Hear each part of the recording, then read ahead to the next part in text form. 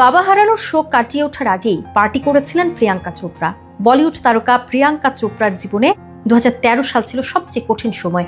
বাবাকে হারিয়ে যখন চারদিকে শোকের ছায়া, তখন সবাইকে চমকে দিয়ে মা মধু চোপড়ার জন্মদিনে পার্টিতে মেতেছিলেন তিনি। বাবার মৃত্যুর মাত্র 6 দিনের মাথায় পরিবার নিয়ে তিনি বেরিয়ে পড়েন বিদেশ সফরে। আবেগ প্রকাশের ভিন্ন রকম পথ বেছে নিয়েছিলেন এই গ্লোবাল আইকন।